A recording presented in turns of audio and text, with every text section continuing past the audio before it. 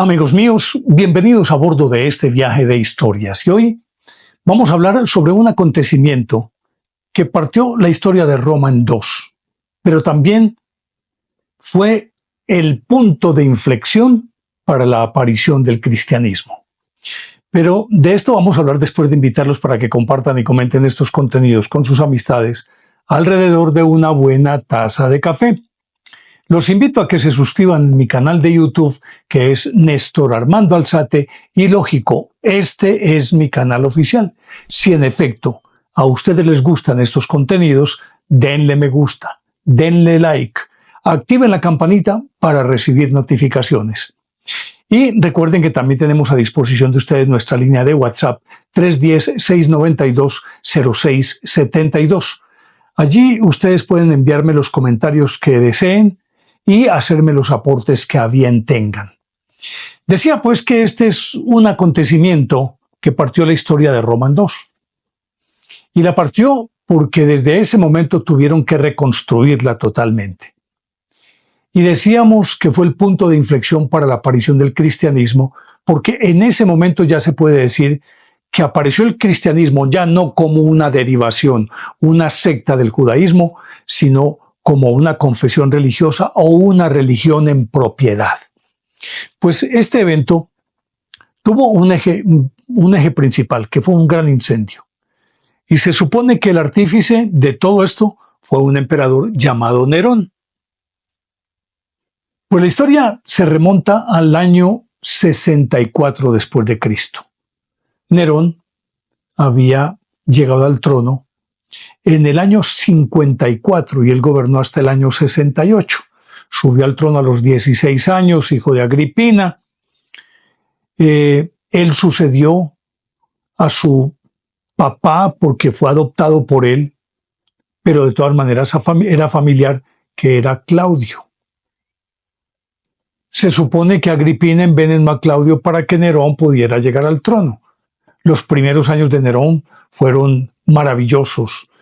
Perdonó deudas, logró que la justicia enjuiciara a los amos que ordenaban la muerte o mataban a los esclavos, condonó deudas, repartió buena parte del grano que consumía el pueblo de Roma. Fue un hombre magnánimo. Al año quinto de su mandato, no se sabe qué fue lo que le ocurrió, pero terminó matando a su esposa Octavia, mató a su madre Agripina, que se había convertido en una piedra en el zapato, porque ella quería que él fuera emperador, pero ella gobernar desde atrás, y él no lo permitió. Después de varios intentos, logró asesinar a su madre Agripina. Pues bien, para entonces ya Nerón prácticamente no era un hombre cuerdo. De alguna forma tenía un desequilibrio emocional demasiado evidente. Entre tanto, el cristianismo apenas estaba emergiendo o estaba eclosionando, digámoslo así, porque relativamente estaba reciente la muerte de Jesús. Eso había ocurrido unos 30 años antes, más o menos unos 30 años antes. Y apenas se estaba configurando el cuerpo de creencias y se estaba empezando a marcar diferencias con el judaísmo. La diferencia radicaba en que los judíos, si bien es cierto, eran aceptados en Roma, porque Roma tenía una particularidad: aceptaba las religiones que quisieran. Y de hecho adoptaron muchísimos dioses que trajeron de Babilonia, que trajeron de Egipto y de otras partes, dioses fenicios. En tanto esto no dañara la estructura del imperio, en el sentido de que este imperio era profundamente, o los ciudadanos romanos eran profundamente supersticiosos, y todo estaba mediado por los dioses. Y por lo tanto los dioses exigían sacrificios, y en cada cuadra había un templo distinto. Había uno allí a Ishtar, había otro allí a Isis, había otro a Apolo, había otro a Júpiter, un montón de templos. Y en la medida que se expandía el imperio, traían nuevos dioses. En tanto, los ciudadanos adoraran a esos dioses sin afectar la estructura del imperio, ni mucho menos los dioses lares, los dioses tradicionales, Júpiter, Apolo y demás, Marte, pues no había ningún problema.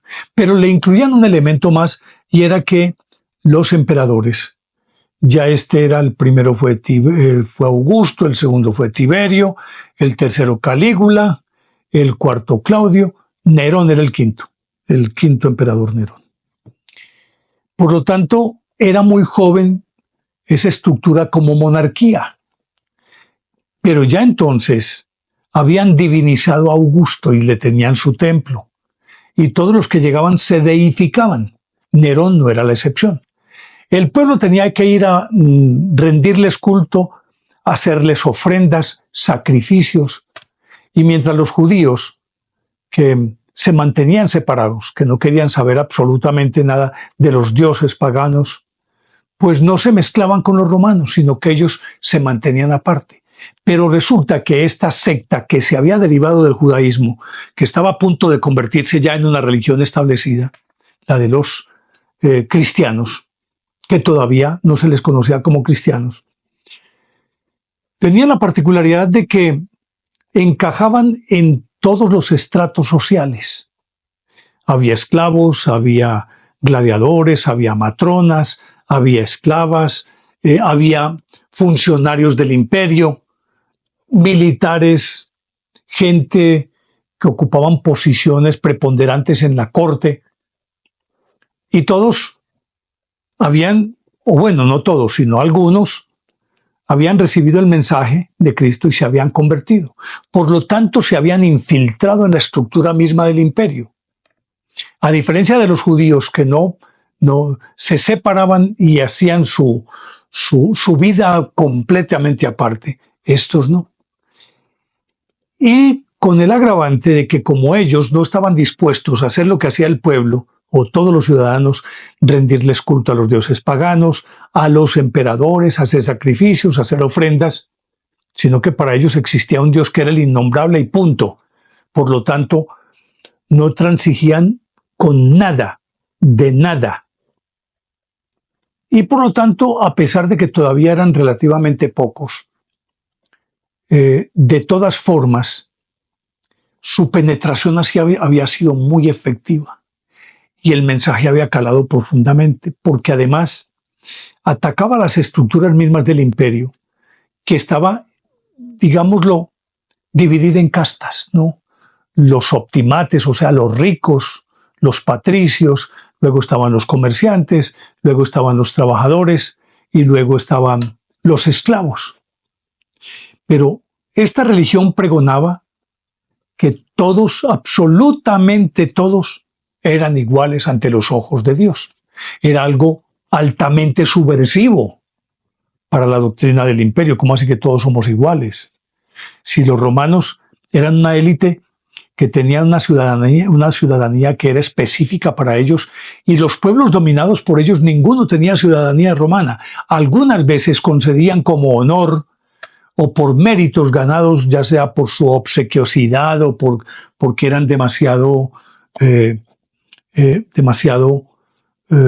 digámoslo, inclinados al imperio, a ser serviles del imperio, les concedían a algunos la ciudadanía, pero eso era un privilegio, no era para todos. Por lo tanto, estos venían a decir, todos somos iguales. Y eso estaba calando profundamente. En esas, era el año 64.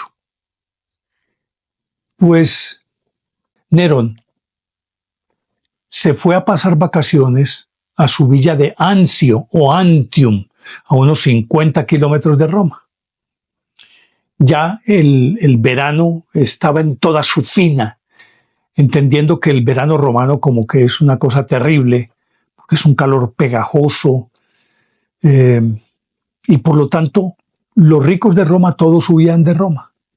Mucho más que Roma era una ciudad muy abigarrada, de muchos callejones, laberintos, esas calles estrechas con casas de maderas, eran bajitas, todo se daba para que la temperatura aumentara mucho más. Pues bien, él se fue para allá. Y el 18 de julio, él acababa de hacer una fiesta impresionante en Roma y se fue a descansar. el 18 de julio del año 64, alrededor del circo se levantaban unos tenderetes que era donde estaban todos los mercachifles, los vendedores de específicos de todo, que simplemente levantaban unas casuchas ahí de madera y vivían ahí mismo alrededor del imperio, que era donde estaba su mercado. Supuestamente a uno de ellos, además porque adentro tenían hornillas en las que hacían sus comidas, y probablemente a uno de ellos una hornilla pronto se derramó y el aceite o cualquier cosa propició un incendio que se fue extendiendo alrededor del Coliseo, del circo, perdón. Y de ahí fue tomando vuelo, era verano, la tierra estaba muy seca, los pastos secos, los vientos, lógicamente que también tenían su papel. Y empezó ese incendio a expandirse y a expandirse y a expandirse. Y primero cogió, y aquí es donde yo decía al principio, que partió la historia de Roma en dos, porque lo primero que afectó fue a buena parte de los sitios más emblemáticos, a las villas de muchos ricos, que aunque no estaban, tenían madera, aunque tenían otras estructuras, pero tenían madera también. Entonces se incendió todo eso. Ni qué decir de las casas de los pobres, que como digo, vivían en la distribución de Roma era muy desigual, muy caótica. Entonces había casas que estaban enfrente una de otra, con 2-3 metros de distancia y nada más, y todas de madera y muy abigarradas, y entonces lógicamente era un pasto fácil de las llamas. Se extendió el incendio. El incendio, de acuerdo con un dato que tengo por aquí, estaba Roma dividida en 14 distritos. De los 14 distritos, dejó realmente sin afectar realmente a 4. De resto, a todos prácticamente los afectó. Se dice que más de una tercera parte de Roma sucumbió en este incendio. Y el incendio se extendía y el viento propagaba más y más y más y se alejaban del centro de Roma, pero iban afectando todos los suburbios, todo. Lo cierto es que ese incendio duró 7 días y 7 noches. La historia afirma que el incendio, que Nerón fue el que incendió a Roma. Para empezar, él estaba, como les decía, en su villa de Anzio o Antium, a 50 kilómetros. Inmediatamente, cuando recibió la noticia, se vino para Roma. Y contrario a lo que uno podría pensar, lo que pasa es que los cronistas de la época, Plinio y Suetonio, básicamente, que fueron los cronistas de este hecho, sentían un odio impresionante contra Nerón. Tácito después escribió ya de una manera un poco más realista. Pero estos entonces, de una vez dijeron, fue Nerón. Ahora, supongamos que pudo ser así, pero tenía la coartada perfecta. Él estaba a 50 kilómetros de distancia. No pudo estar ni propiciar ni prender él mismo a Roma, cosa que por lo demás es impensable. El emperador que se iba a poner a empapar un trapo en aceite o en cualquier cosa y meterle candela, pues no, porque además también donde moraba, en el palacio en el que vivía Nerón, también resultó afectado. Por lo tanto, yo no voy a ser tan tonto de incendiar mi casa. Sin embargo, la historia y sus enemigos regaron el rumor de que Nerón había sido el que había incendiado a Roma. Por eso decía, puede que fuera una coartada, puede que en efecto hubiera ordenado el incendio de Roma. Y de hecho, Suetonio y creo que Plinio también, dicen que se veían durante el incendio un montón de individuos que iban con teas lanzándolas para prender y que simple y llanamente obedecían a órdenes de Nerón. Otros afirman que en efecto sí hubo gente que llevaba teas y las lanzaba, pero resulta que no no lo hacían por el prurito de extender el incendio, sino que era una forma de sembrar pánico para entrar a las propiedades y robar lo que se pudieran antes de que éstas fueran consumidas por las llamas. Por lo tanto, hay digámoslo, una vertiente de historiadores revisionistas que dicen Nerón no tuvo nada que ver con ese incendio. Pero a la hora de la verdad sí fue muy oportuno para lo que hizo después. Y justamente por eso fue que levantó las sospechas, por lo que hizo después. Cuando él regresó, lo primero que hizo fue habilitar un campo muy grande aledaño a su palacio para albergar a toda la gente que se había quedado sin casa, buena parte de ellos. Les permitió o ayudó u ordenó que construyeran tenderetes en los que ellos se pudieran guarecer. Les repartió comida, los protegió. Y por lo tanto uno diría, ¿qué contrasentido es este? Y creo que inclusive exigió que muchos de los ricos le aportaran para darle al pueblo que había quedado a la intemperie y que había quedado sin nada. Entre ellos, muchos ricos cuyas casas y negocios se calcinaron en ese incendio y quedaron también sin un peso. Se quebraron. Y él ordenó que atendieran a toda esa gente. Pero como a partir de ahí, él vio la magnífica oportunidad de reconstruir esa Roma que tenía siglos y siglos, cientos, miles de años, tal vez, sí, pongámosle, bueno, no miles, pero sí cientos de años, que tenía la misma fisonomía.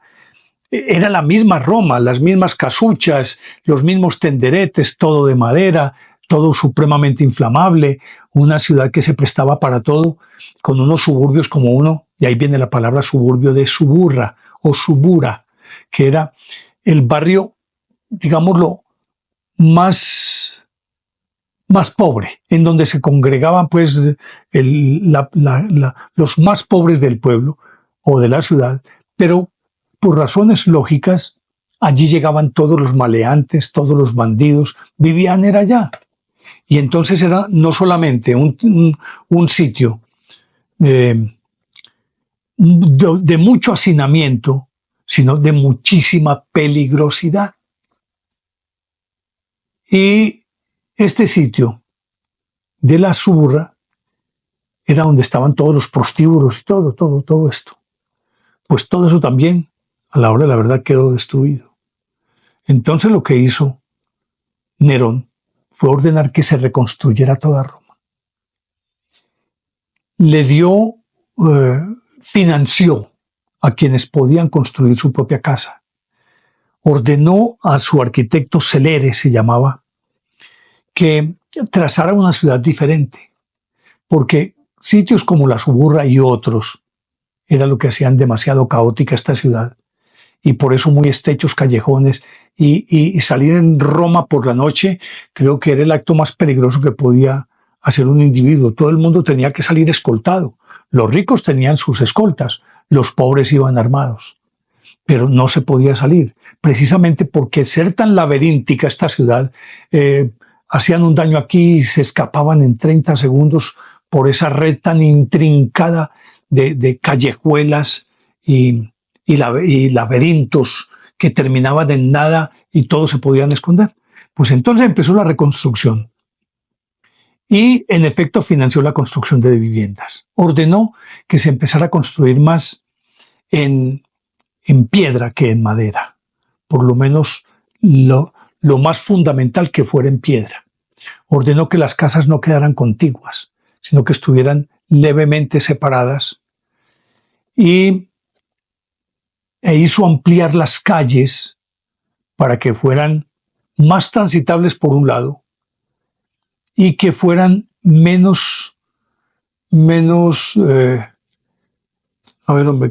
que se prestaran menos para que se escondieran todos los bandidos. Pues la Roma que surgió de ahí fue una Roma hermosa, que se sacrificaron muchos monumentos que sucumbieron en el incendio, muchos templos importantes, el de Júpiter Statore que había edificado Rómulo,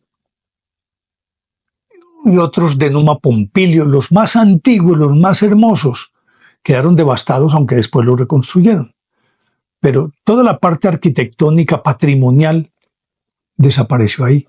Pero con esto entonces lo que hizo fue ampliar calles, construir mejores casas, le dio un aspecto distinto a Roma y lógicamente mandó a construir su propia casa. Una casita. La llamó la Domus Aurea. Era una casa que ocupaba muchas hectáreas y le hizo bosques, corrientes, fuentes, lago, un palacio, Domus Aurea, el palacio de oro, eso quiere decir. Entonces las paredes eran incrustadas en oro, tenía un comedor principal que arriba el techo podía abrirse y de allá, cuando tenía invitados especiales, dejaba caer una lluvia de pétalos y de perfumes para aromatizar la estancia. Tenía su propio ascensor, mandó a hacer un ascensor que era movido por 3 esclavos y básicamente podríamos decir que tenía la misma estructura de los ascensores, no tan modernos como los de hoy, pero sí de los primeros. Es decir, que iba adosado a una pared a través de una, digamos, de una canaleta, lo subían y lo bajaban. Y tenía sus propias termas, piscina, lago, en el que hacía espectáculos de naumaquia, es decir, representaciones de batallas navales. Era una cosa impresionante. Y mandó a esculpir una estatua suya de 35 metros de altura, que por supuesto era él. Y entonces lo llamaron Coloso. Ahí justamente fue donde después construyeron el Coliseo. Y de ahí viene el nombre de Coliseo, de ese coloso que mandó a esculpir Nerón de 35 metros de altura. Pero como hizo todo esto, se reafirmó la sospecha de que en efecto él había ordenado el incendio de Roma para poder construir su Domus Aurea y poder reconstruir a Roma. Eso le generó una apatía, impopularidad, la gente ya lo detestaba, lo odiaban, lo chiflaban, de todo. Y él dijo, ¿yo qué hago aquí? ¿Qué puedo hacer aquí? Y vio como chivo expiatorio a esta secta incipiente, y la sigo llamando secta, aunque me van a escribir y me van a decir que el cristianismo nunca fue secta. Si se derivó de una religión establecida, en principio, en su forma como se fue conformando, era una secta que ya más adelante, y por eso digo que es el punto de inflexión, se transformó en una religión como la que conocemos hoy. Y fue justamente a raíz del incendio. Pues resulta entonces que dijo, bueno, este es el chivo expiatorio. Con los antecedentes que les había contado ahora, que se mezclaban con todo el mundo, se adaptaban a las circunstancias. Entonces, en un palacio no se sabía si el sirviente era cristiano, si el guardia era cristiano, si el militar era cristiano, si el señor de la casa era cristiano. Nerón tenía una amante que era cristiana, Acté, que fue inclusive la que lo sepultó cuando él murió. Acté o Actea. Hasta ese punto llegaba. Muchas de las patronas romanas eran cristianas, sus esclavas, sus sirvientes, los que vendían en las calles, pero se habían camuflado también, que se habían adaptado a su rol dentro de esas sociedades, dependiendo de en dónde estaban ellos y dónde estaban los demás. Y por eso podían pasar inadvertidos en algunos casos, pero ya estaban saliendo, ya estaban abriendo la puerta, ya estaban dejando de ser clandestinos después de la muerte de Jesús y estaban actuando ya en plazas públicas y se negaban a rendirle culto al emperador y a los dioses y demás. Entonces dijo Nerón, fueron ellos. De una vez lo señaló. Eso históricamente sí se sabe que fue así, que Nerón lo señaló a ellos. Y se desató una persecución contra los cristianos impresionantes. Aunque se cree que el punto de partida para los martirios o para los mártires fue en el 67, cuando se supone que fueron ejecutados San Pedro y San Pablo, justamente a finales del mes de junio, San Pedro y San Pablo, y tal vez por ser los grandes líderes del cristianismo, pues se asume que fueron los más importantes y por lo tanto el punto de partida aquel proceso de persecuciones, pero no, empezó desde el 64 con el incendio de Roma. Y empezaron a perseguirlos. Y quiero contarles porque es que hay un texto por aquí de Suetonio y quiero leerlo porque me parece muy diciente. Pues resulta que, eh, bueno, vino el incendio y ahí pues desaparecieron todos estos templos y demás. Resulta que, voy a leerles lo que dice, esto es Tácito en sus anales.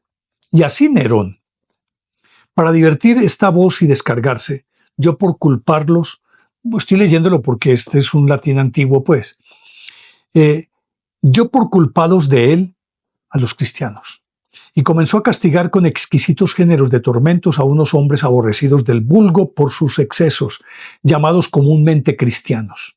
El autor de este nombre fue Cristo, el cual, imperando Tiberio, había sido ajusticiado por orden de Poncio Pilato, procurador de Judea. Por entonces se reprimió algún tanto aquella perniciosa superstición, pero tornaba otra vez a reverdecer, no solamente en Judea, origen de este mal, sino también en Roma, a donde llegan y se celebran todas las cosas atroces y vergonzosas que hay en las demás partes.